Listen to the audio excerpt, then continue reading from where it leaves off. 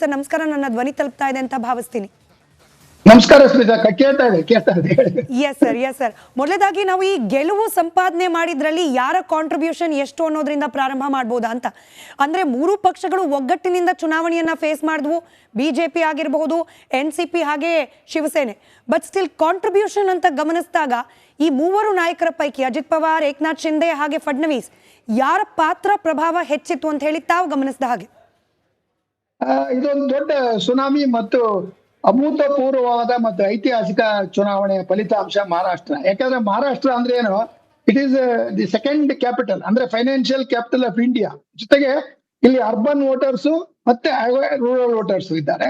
ಮತ್ತೆ identity politics, ಯಾರ ಜೊತೆಗೆ ಗುರುತಿಸಿಕೊಳ್ಳಬೇಕು ಅನ್ನತಕ್ಕಂತ ಒಂದು ಅವೇರ್ನೆಸ್. ಜಾರ್ಖಂಡ್ ನೀವು ಹೋಲಿಸಿದ್ರೆ ಅಲ್ಲಿ ಗುಡ್ಡಗಾಡು ಪ್ರದೇಶ, ಅದರಿಂದ ಟ್ರೈಬಲ್ಸ್ ಅಂತ ಹೇಳ್ಬೋದು. ಆದ್ರೆ ಈ ಒಂದು ಮಹಾರಾಷ್ಟ್ರದಲ್ಲಿ ಒಂದು ರಾಜಕೀಯ ಪ್ರಬುದ್ಧತೆಯನ್ನ ಉಳ್ಳಂತಹ ಒಂದು ಮತದಾರ ಇದ್ದಾನೆ. ಅಲ್ಲಿ ಸ್ಥಳೀಯವಾದ ಚುನಾವಣೆ ಅನ್ನುವ ರೀತಿಯಲ್ಲಿ ಅದು ಕಂಡು ಬಂದ್ರು ಸಹ it became A local like election. ಯಾಕೆಂದ್ರೆ ಪ್ರತಿಯೊಂದು ಪ್ರಾಂತದಲ್ಲಿ 5 ಪ್ರಾಂತದಲ್ಲೇ ತೆಗೆದುಕೊಳ್ಳಿ, ವಿದರ್ಭ ತೆಗೆದುಕೊಳ್ಳಿ, ಅಥವಾ ಕೊಂಕಣ ಇದನ್ನು ತೆಗೆದುಕೊಳ್ಳಿ, ಅಥವಾ ಮುಂಬೈ ಸಿಟಿ ತೆಗೆದುಕೊಳ್ಳಿ, ಮುಂಬೈ ರೂರಲ್ ತೆಗೆದುಕೊಳ್ಳಿ, ಈ ರೀತಿಯ ಮರಾಠವಾಡ ಪ್ರದೇಶಗಳ ಒಂದು ಇದನ್ನು ನೋಡಿದರೆ ಪ್ರತಿಯೊಂದು ಕ್ಷೇತ್ರದಲ್ಲೂ ಅಲ್ಲಿರ್ತಕ್ಕಂತಹ ಒಳ್ಳೆಯ ಪ್ರಭಾವಿ ಮತ್ತು ಶಕ್ತಿಶಾಲಿ ಹಣವಂತರಾದ ಒಂದು ಕ್ಯಾಂಡಿಡೇಟ್ಗಳು ಮತ್ತು ಅಧಿಕಾರದಲ್ಲಿ ಬರ್ತಕ್ಕಂಥದ್ದನ್ನು ಕಾಣ್ತಾ ಇದ್ದೇವೆ. ಆದ್ರಿಂದ 2024 ಒಂದು ಮೇ ಲೋಕಸಭಾ ಚುನಾವಣೆಯಲ್ಲಿ ಇಲ್ಲಿ ಆದಂತಹ ಸೆಟ್ ಬ್ಯಾಕ್ ಇವಾಗ ಅದು ರಿವರ್ಸ್ ಆಯ್ತು. ಕೇವಲ 4 ತಿಂಗಳಲ್ಲಿ ಈ ರೀತಿಯ ಒಂದು ಪರಿಣಾಮ. ನೀವು ಹೇಳಿದ್ರಲ್ಲ ಯಾರ ಪಾತ್ರ ಹೆಚ್ಚು ಅಂತಕ್ಕಂಥದ್ದನ್ನ ಕುರಿತು ಯೋಚನೆ ಮಾಡುವಾಗ ಅಲ್ಲಿ ಒಂದು ಪ್ರಮುಖ ಅಂಶ ಕಾಣುತ್ತೆ.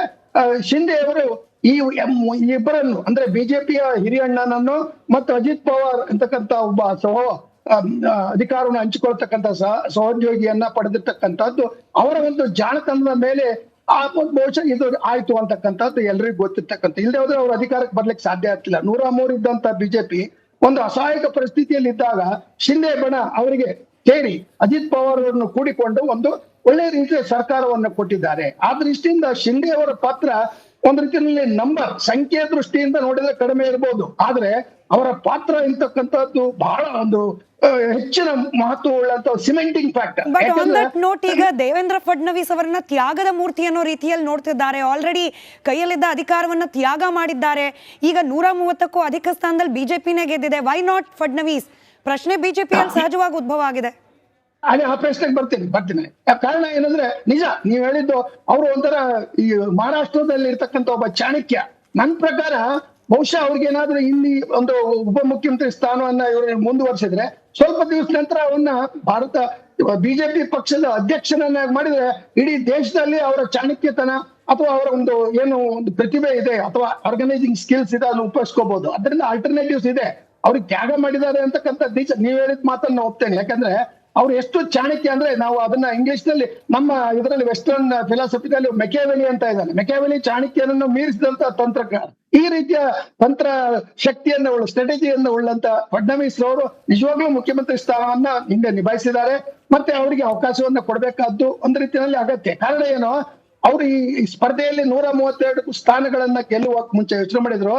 15 ಸ್ಥಾನಗಳನ್ನ ಶಿಂದೆಯವರ ಸಿಂಬಲ್ ನಲ್ಲಿ, ಆ ಶಿಂದೆ ಶಿವಸೇನೆ ಸಿಂಬಲ್ ನಲ್ಲಿ ನಿಲ್ಲುವಂತೆ ಮಾಡಿದ್ರು. ಅದು ಅವರು ಜಾಣತನ. ಅಂದ್ರೆ ಏನಾಯ್ತು, ಅಲ್ಲಿ 15 ಅಲ್ಲಾಯ್ತು. ಇನ್ನು ಅಜಿತ್ ಪವಾರ್ ಅವರ ಸಿಂಬಲ್ ನಲ್ಲಿ 10 ಜನರನ್ನು ನಿಲ್ಸಿದ್ರು. ಅಂದ್ರೆ 25, ಅವರ 125. ಈಗ ಆಕ್ಚುಲಿ ಇವನ್ನ ಸೇರಿಸಿದ್ರೆ ಅವ್ರಿಗೆ ಇವ್ರು ಬಿಜೆಪಿಗೆ ಸ್ವತಂತ್ರವಾದ ಬೆಂಬಲ ಬರ್ತಕ್ಕಂಥ 155 ಸೀಟ್ ಇದೆ ನಿಜ. ಆದ್ರೆ ಆ ರೀತಿ ಒಡಕು ಅಥವಾ ಸ್ಪ್ಲಿಟ್ ಮಾಡಿ ನೋಡುವುದು ಸರಿಯಲ್ಲ. ಈಗ ಅತ್ಯಂತ ಸೂಕ್ಷ್ಮವಾದ ಸನ್ನಿವೇಶ. ಕಾರಣ ಶಿಂದೆಯವರ ಲಾಡ್ಲಿ ಬಹನ್ ಸ್ಕೀಮ್ ಅಂತಕ್ಕಂಥದ್ದು ಎಲ್ಲ ಮಹಿಳೆಯರಿಗೂ ತಲುಪಿರ್ತಕ್ಕಂಥದ್ದು ಮಹಾರಾಷ್ಟ್ರದಲ್ಲಿ ಅದು ಬಹಳ ಪ್ರಮುಖವಾಗಿ ಪಾತ್ರ ವಹಿಸಿದೆ. ಬಿಜೆಪಿ ಎಷ್ಟೇ ಸೈದ್ಧಾಂತಿಕವಾಗಿ ನಾವು ಫ್ರೀ ಬಿಗಳ ವಿರುದ್ಧ, ಗ್ಯಾರಂಟಿಗಳ ವಿರುದ್ಧ ಅಂತ ಹೇಳಿದ್ರು ಸಹ ಅದನ್ನ ಇನ್ನೊಂದು ರೂಪದಲ್ಲಿ ಇವರು ಬಂದಿರ್ತಕ್ಕಂಥದ್ದನ್ನ ನಾವು ಕಾಣ್ತೇವೆ. ಅಂದ್ರೆ ಏನಾಯ್ತು, ಜನರಿಗೆ ಸ್ಪಂದಿಸ್ತಕ್ಕಂತ ಮತ್ತೆ ಕನೆಕ್ಟ್ ಆಗ್ತಕ್ಕಂತ ಒಂದು ತಂತ್ರಗಾರಿಕೆ ಇದೆ, ಅದನ್ನ ಇವರು ಮಾಡಿದ್ರು. ಅದರಿಂದ ಏಕಾಯ್ತು ಸೇಫ್ ಆಯ್ ಅಂತ ಅಂದ್ರೆ ಆ ಒಂದು ಮೋದಿಯವರವರ ಮಂತ್ರವನ್ನ ಬರೀ ಬಿಜೆಪಿ ಅಲ್ಲ,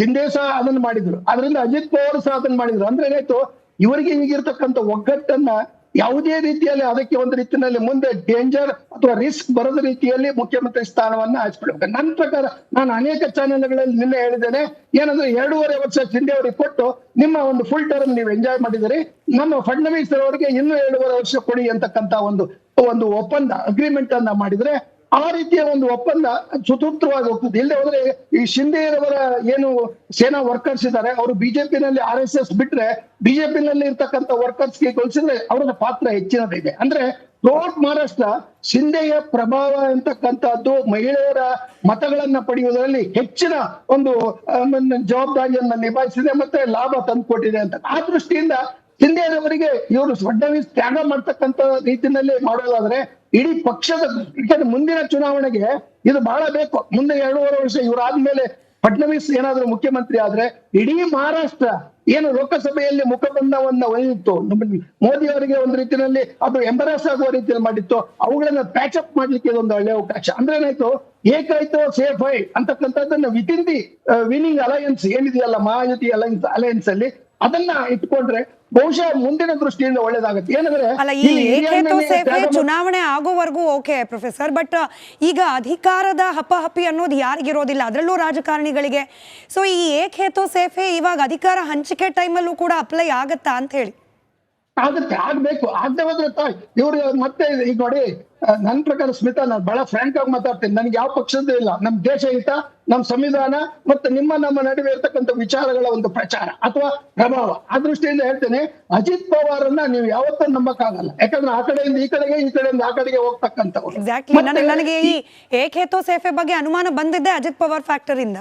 ಹೌದು, ಅದು ನಿಜ. ಆದ್ರೆ ಅವ್ರನ್ನ ಕಟ್ಟಿ ಹಾಕ್ಲಿ. ಬಟ್ ಒಂದು ಪಾಯಿಂಟ್ ಇದೆ, ನೀವು ಹೇಳಿದ್ದ ಫಡ್ನವೀಸ್ಗೆ ಅಡ್ವಾಂಟೇಜ್ ಇದೆ ಏನಂದ್ರೆ ಅದು ನೆಗೆಟಿವ್ ಪಾಯಿಂಟ್, ಅಂದ್ರೆ ಪಾಸಿಟಿವ್ ಅಲ್ಲ. ಏನ್ ಹೇಳ್ತೇನೆ, ಅಜಿತ್ ಪವಾರ್ಗೆ ಇನ್ನೊಬ್ಬ ಮರಾಠ ಮುಖ್ಯಮಂತ್ರಿ ಆಗುವುದಕ್ಕೆ ಸಹಿಸೋದಿಲ್ಲ. ಅದರಿಂದ ಫಡ್ನವೀಸ್ ಅವರು ಇಂಡೈರೆಕ್ಟ್ ಆಗಿ ಸಪೋರ್ಟ್ ಮಾಡಿದ್ರೆ ಮಾಡಬಹುದು. ಆದ್ರೆ ಒಂದು ಸೇಫ್ಟಿ ದೃಷ್ಟಿಯಿಂದ ಮುಂದಿನ ಲೋಕಸಭಾ ಚುನಾವಣೆಯಲ್ಲಿ ಇವರು ಏನು ಸ್ಥಾನಗಳನ್ನು ಕಳೆದುಕೊಂಡ್ರೆ ಅವುಗಳಿಂದ ಹೆಚ್ಚು ಸ್ಥಾನ ಪಡೆಯಬೇಕಾದ್ರೆ ಈ ರೀತಿಯ ಒಂದು ತಂತ್ರವನ್ನ ಮಾಡ್ಬೇಕು. ಯಾಕಂದ್ರೆ ಏಕ್ದಮ್ ಶಿಂದೆ ಅವರಿಗೆ ಡಿಸಪಾಯಿಂಟ್ ಮಾಡೋ ರೀತಿಯಲ್ಲಿ ಮಾಡಿದ್ರೆ ಶಿಂದೆಯವರ ಒಂದು ಏನು ಶಿವಸೇನೆ ಇದೆ ಆ ಶಿವಸೇನೆ ಮತ್ತೆ ಇನ್ನೊಂದು ಈಗೇನು ನಿರಾಶೆಯನ್ನ ಮುಖಬಂಧ ಹೊಂದಿರತಕ್ಕಂಥ ಉದ್ಧವ್ ಶಿವಸೇನೆ ಇದೆ ಅದರಲ್ಲಿರ್ತಕ್ಕಂಥ ಸ್ಪ್ಲಿಟ್ ಆಗೋ ಚಾನ್ಸ್ ಇದೆ. ಅದರಿಂದ ಮಹಾರಾಷ್ಟ್ರದಲ್ಲಿ ಸ್ಪ್ಲಿಟ್ ಪಾಲಿಟಿಕ್ಸ್ ಅನ್ನೋದು ಒಂದು ರೀತಿಯಲ್ಲಿ ಅನಿವಾರ್ಯ ಅಥವಾ ಅನಿವಾರ್ಯಕ್ಕಿಂತ ಅಲ್ಲಿರ್ತಕ್ಕಂಥ ಒಂದು ಸಹಜ ಸ್ಥಿತಿ. ಅದರಿಂದ ಇಲ್ಲಿ ತತ್ವ ಸಿದ್ಧಾಂತಕ್ಕಿಂತ ರಾಜಕೀಯ ಚಾಣಾಕ್ಷತೆ ಮತ್ತೆ ಒಂದು ಸ್ಥಿರತೆ, ಸ್ಟೆಬಿಲಿಟಿ, ಸರ್ಕಾರದ ಸ್ಟೆಬಿಲಿಟಿ, ಇವುಗಳ ದೃಷ್ಟಿಯಿಂದ ಈ ರೀತಿಯ ಒಂದು ಆಲೋಚನೆಗಳನ್ನ ಮಾಡ್ಬೇಕು. ಯಾಕಂದ್ರೆ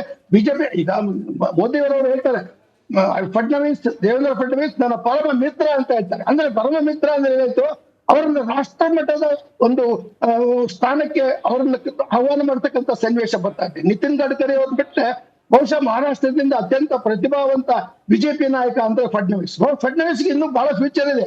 ಈಗ ಅವ್ರು ತ್ಯಾಗ ಮಾಡಿದ್ರು ಅದು ಏನು ನಷ್ಟ ಆಗುವುದಿಲ್ಲ. ಅದು ಒಂದು ರೀತಿಯಲ್ಲಿ ಚಿಂತೆನೆ ಬಿಟ್ಕೊಡ್ಬೋದು. ಯಾಕಂದ್ರೆ ಇಲ್ಲಿ 2 ಪಾಯಿಂಟ್ ಇದೆ ಸ್ಮಿತಾ. ಈ ಫಡ್ನವೀಸ್ಗೆ ಇರ್ತಕ್ಕಂಥ ರಾಜಕೀಯ ಚಾಣಾಕ್ಷತನ ಅಥವಾ ಈ ಒಂದು ಮೆಕವಲ್ಲಿ ಬುದ್ಧಿ ಇದೆಯಲ್ಲ ಅದು ಫಡ್ನವೀಸ್ಗಿಲ್ಲ. Fadnavis simple honest worker. ಅವ್ರ ಡೆವಲಪ್ಮೆಂಟ್, ಅಭಿವೃದ್ಧಿ ಈ ರೀತಿ ಅನೇಕ ರೀತಿಯ ಕಾರ್ಯಕ್ರಮಗಳನ್ನು ಕೂಡ ಲಾಡ್ಲಿ ಬೇಹನ್ ಸ್ಕೀಮ್. ಅದರಿಂದ ಲಾಡ್ಲಿ ಬೇಹನ್ ಸ್ಕೀಮ್ ನಿಂದ ಇವ್ರು ಏನು ಅಡ್ವಾಂಟೇಜ್ ತಂದು ಮಾಡಿದ್ದಾರೆ ಅದಕ್ಕೆ ಒಂದು ರೀತಿಯಲ್ಲಿ ಅವರಿಗೆ ಒಂದು ಗೌರವವನ್ನು ಕೊಡುವ ರೀತಿಯಲ್ಲಿ ಸದ್ಯದ ಮಟ್ಟಿಗೆ ಫಡ್ನವೀಸ್ ಇವರಿಗೆ ಶಿಂದೆ ಅವರಿಗೆ ಮುಂದುವರಿಲಿಕ್ಕೆ ಅವರೇ ಅವಕಾಶ ಮಾಡಿಕೊಡ್ತಾರೆ. ಯಾಕಂದ್ರೆ ಅವ್ರಿಗೆ ಗೊತ್ತಿದೆ ಇದು ನಾನು ಮುಖ್ಯಮಂತ್ರಿ ಆದ್ರೆ ಮುಂದೆ ಏನಾಗುತ್ತೆ, ಒಡಕಾಗುತ್ತೆ ಅಥವಾ ಇನ್ನೊಂದು ರೀತಿಯಲ್ಲಿ ಪ್ರಚಾರ ಆಗುತ್ತೆ. ಈ ದೃಷ್ಟಿಯಿಂದ ಬಹುಶಃ ಸದ್ಯದ ಮಟ್ಟಿಗೆ ಫಡ್ನವೀಸ್ ಅವರನ್ನ ಸದ್ಯಕ್ಕೆ ಒಂದು 2-2.5 ವರ್ಷದವರೆಗೆ ಸರಿ ಅವ್ರಿಗೆ ಬಿಟ್ಕೊಡಿ ಅಂತ ಹೇಳಿ ಇಬ್ಬರು ಡೆಪ್ಯೂಟಿ ಚೀಫ್ ಮಿನಿಸ್ಟರ್ ಇದ್ದಾರೆ ಹೆಂಗಿದ್ರು, Fadnavis as well as Ajit Pawar. ಈ ಕಾಂಬಿನೇಷನ್ ಮೇಲೆ ಇವತ್ತು ಮಹಾರಾಷ್ಟ್ರದಲ್ಲಿ ಇಂತ ಐತಿಹಾಸಿಕ ತೀರ್ಪು ಬಂದಿರೋದು. ಅದನ್ನ ನೀವು ಒಂದು ರೀತಿಯಲ್ಲಿ ಆರೋಗ್ಯಂಟ್ ಆಗಿ ಅಥವಾ ಹೆಚ್ಚಿನ ರೀತಿಯ ಓವರ್ ಕಾನ್ಫಿಡೆನ್ಸ್ ನಿಂದ ನಾವು ಹೇಳಿದ್ದೇ ನಡೀಬೇಕು ಅಂತಕ್ಕಂಥದ್ದು ಮಾಡ್ತಕ್ಕಂಥದ್ದು ಸರಿ ಅಲ್ಲ. ಕಾರಣ ಏನು, ಈಗ 15 ಮತ್ತು 10 25 ಶಿಂದೆ ಮತ್ತು ಅಜಿತ್ ಪವಾರ್ ಗುಂಪಿನಿಂದ ಟಿಕೆಟ್ ಅನ್ನ ಪಡೆದು ಅವರು ಸಿಂಬಲ್ ಗೆದ್ದಿದ್ರು ಸಹ ಅವರ ಲಾಯಲ್ಟಿ ಎಲ್ಲಿಗೆ, ಅವ್ರ ಲಾಯಲ್ಟಿ ಬಿಜೆಪಿಗೆ. ಆದ್ದರಿಂದ ಈ ರೀತಿಯ ಒಂದು ರೀತಿಯ ಸನ್ನಿವೇಶ ಇರುವಾಗ ಈ ಉತ್ಸಾಹದಲ್ಲಿ, ಈ ಆವೇಶದಲ್ಲಿ ತೀರ್ಮಾನ ತೆಗೆದುಕೊಳ್ಳುವಾಗ ಅತ್ಯಂತ ಸೂಕ್ಷ್ಮವಾದ, ವಾಸ್ತವಿಕವಾದ ಮತ್ತು ಸ್ಟೆಬಿಲಿಟಿನ ತಂದುಕೊಡತಕ್ಕಂತ ಒಂದು ದೃಷ್ಟಿಯಲ್ಲಿ ಮುಖ್ಯಮಂತ್ರಿ ಸ್ಥಾನದ ಬಗ್ಗೆ ಆಲೋಚಿಸಬೇಕು ಅಂತಕ್ಕಂಥದ್ದು ನನ್ನ ಸಲಹೆ ಅಥವಾ ನನ್ನ ಅಭಿಪ್ರಾಯ. ರೈಟ್ ಪ್ರೊಫೆಸರ್, ಒಂದೇ ಗಳಿಗೆ ಒಂದು ಬ್ರೇಕಿಂಗ್ ಅಪ್ಡೇಟ್ ಇದೆ, ಅದನ್ನ ಗಮನಿಸಿ ಮತ್ತೆ ನಿಮ್ಮ ಹತ್ರ ನಾನು ವಾಪಸ್ ಬರ್ತೇನೆ. ಸಂಜೆ 6 ಗಂಟೆಗೆ ಏಕನಾಥ್ ಶಿಂದೆ ಸಭೆಯನ್ನ ಕರೆದಿದ್ದಾರೆ. ನೂತನ ಶಾಸಕರನ್ನ ಭೇಟಿ ಮಾಡಲಿದ್ದಾರೆ. ಈ ಸಭೆಯಲ್ಲಿ ಮುಂಬೈನ ಖಾಸಗಿ ಹೋಟೆಲ್ನಲ್ಲಿ ಈ ಸಭೆ ನಡೆಯೋದಿದೆ. ಏಕನಾಥ್ ಶಿಂದೆ ಅವರು, ಅವರ ಬಣದ ಶಿವಸೇನೆಯ ಶಾಸಕರು ನೂತನ ಶಾಸಕರ ಜೊತೆಯಲ್ಲಿ ಸಭೆಯನ್ನ ಕರೆಯೋರಿದ್ದಾರೆ. ಸಹಜವಾಗಿ ಪಕ್ಷದ ಶಾಸಕರು ನೀವೇ ಮುಖ್ಯಮಂತ್ರಿ ಆಗಿ ಅಂತ ಹೇಳಿ ಬೇಡಿಕೆ ಇಡೋ ಎಲ್ಲ ಸಾಧ್ಯತೆ ಇದ್ದೇ ಇದೆ. ಮುಂಬೈನ ಖಾಸಗಿ ಹೋಟೆಲ್ ಒಂದರಲ್ಲಿ ಸಂಜೆ 6 ಗಂಟೆಗೆ ಈ ಸಭೆ ನಿಗದಿಯಾಗಿದೆ.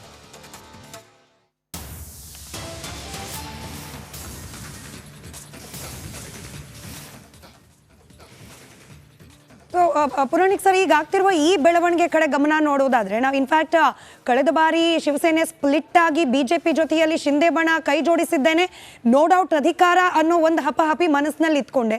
ಈಗ ಗೆಲುವು ಮತ್ತೊಂದು ಬಾರಿಗೆ ಸಿಕ್ಕಿರುವ ಸಂದರ್ಭದಲ್ಲಿ ಇವತ್ತು ನಡೆಯೋ ಸಭೆಯಲ್ಲೂ ಏಕನಾಥ್ ಶಿಂದೆ ಅವರಿಗೆ ನೀವೇ ಮುಖ್ಯಮಂತ್ರಿ ಆಗಿ ಅಂತ ಹೇಳಿ ಸಹಜವಾಗಿ ಕೇಳ್ತಾರೆ ಶಿವಸೇನೆಯ ಗೆದ್ದಿರುವ ಶಾಸಕರು. ಹೇಳ್ತಾರೆ, ಕರೆಕ್ಟ್, ಅದರಲ್ಲಿ ಏನು ಸಂಶಯ ಇಲ್ಲ. ಕಾರಣ ಅವರು ಆಕ್ಚುಲಿ ಎಲ್ರಿಗಿಂತ ಮುಂಚೆ ಅವರು ಸಭೆ ಸೇರ್ತಾ ಇರತಕ್ಕಂಥದ್ದೇ ನಮ್ಮ ಇದು ಯುನಾನಿಮಸ್ ಡಿಸಿಷನ್, ಏನೋ ಶಿಂದೆ ಅವ್ರನ್ನ ಮುಂದುವರಿಸಬೇಕು, ಅವರ ಒಂದು ಅಭಿವೃದ್ಧಿ ಕಾರ್ಯಕ್ರಮಗಳು, ಲಾಡ್ಲಿ ಬೇನ್ ಮತ್ತು ಯುವಕರಿಗೆ ಕೊಟ್ಟಂತ ಆಶ್ವಾಸನೆ, ಮತ್ತೆ ಜರಂಗೆ ಉಪವಾಸ ಮಾಡಿದ್ರು ನೋಡಿ, ರಿಸರ್ವೇಶನ್ ಬೇಕು ಅಂತ, ಮೀಸಲಾತಿ, ಆ ಮರಾಠ ಸವಾಲನ್ನು ಸಹ ಇವರು ಗೆದ್ದು ಬಂದಿದ್ದಾರೆ. ಅಂದ್ರೆ ಏನಾಯ್ತು, ಭರವಸೆಯನ್ನು ಕೊಟ್ಟಿದ್ದಾರೆ. ಭರವಸೆ ಈಗ ಶಿಂದೆ ಅವರು ಫಡ್ನವೀಸ್ ಅಜಿತ್ ಹೇಳಿರ್ತಕ್ಕಂಥದ್ದು ಮತ್ತೆ ಹೈಕಮಾಂಡ್ ಹೇಳ್ತಕ್ಕಂಥ ಕಾರ್ಯಕ್ರಮಗಳನ್ನ ಜಾರಿಗೆ ತರ್ತಾರೆ. ಆದ್ರೆ ಈಗ ನಿಮ್ಮ ಜವಾಬ್ದಾರಿ ಏನಪ್ಪಾ ಅಂತಂದ್ರೆ, ಯಾರು ಬಿಜೆಪಿಗೆ ಈ ರೀತಿಯ ಒಂದು ಬರೋ ಅವಕಾಶವನ್ನ, ಪುನರ್ಜೀವನವನ್ನ ಅಥವಾ ಅದಕ್ಕೆ ಬೇಕಾದಂತ ಹೊಸ ಒಂದು ಲಾಭವನ್ನು ತಂದು ಕೊಡ್ತೋ ಅಂತವ್ರನ್ನ ಮರಿಬಾರ್ದು. ಗ್ರಾಟಿಟ್ಯೂಡ್ ಅನ್ನೋದು ರಾಜಕೀಯದಲ್ಲಿ ಬಹಳ ಮುಖ್ಯ. ಯಾಕಂದ್ರೆ ಒಬ್ಬ ರಾಜ್ಯಶಾಸ್ತ್ರದ ಅಧ್ಯಾಪಕರಾಗಿ ನನಗೆ ಗೊತ್ತಿದೆ, ಕೃತಜ್ಞತೆ ಇಲ್ಲದ ರಾಜಕಾರಣ ಎಂದಿಗೂ ಸಹ ಒಳ್ಳೆಯ ಒಂದು ಯಶಸ್ಸನ್ನ ಪಡಿಲಿಕ್ಕೆ ಸಾಧ್ಯ ಆಗಿಲ್ಲ. ನೀವೇನಾದ್ರೂ ಯಶಸ್ಸು ಪಡಿಬೇಕು, ಮತ್ತೆ ಮೋದಿ ಅವರು ಅವರ ನೇತೃತ್ವದಲ್ಲಿ ಬಿಜೆಪಿ ರಾಷ್ಟ್ರದಲ್ಲಿ ಇನ್ನೂ ಹೆಚ್ಚಿನ ಸೀಟುಗಳನ್ನ ಪಡೆದು ತನ್ನದೇ ಸ್ವತಂತ್ರ ಒಂದು ರೀತಿಯಲ್ಲಿ ಈ ಲೋಕಸಭೆಗೆ ಬಹಳ ಅನುಕೂಲ ಇರ್ತಕ್ಕಂಥ ಪರಿಸ್ಥಿತಿ ಮಹಾರಾಷ್ಟ್ರದ 48 ಲೋಕಸಭಾ ಸೀಟ್ಗಳಿದೆ. ಡೋಂಟ್ ಫರ್ಗೆಟ್, ಆ 48 ಸೀಟ್ಗಳಲ್ಲಿ ಮೆಜಾರಿಟಿ 32 ಪಡಿತಕ್ಕಂತ ಒಂದು ಚಾಕಚಕ್ಯತೆ ಅಥವಾ ಒಂದು ದೂರಾಲೋಚನೆ ಇದ್ರೆ ಬಹುಶಃ ಶಿಂದೆ ಅವರು ಮತ್ತು ಅಜಿತ್ ಪವಾರ್ ಅನ್ನ ಒಟ್ಟಾಗಿ ಕೊಂಡ್ಕೊಂಡು ಹೋಗ್ಬೇಕು.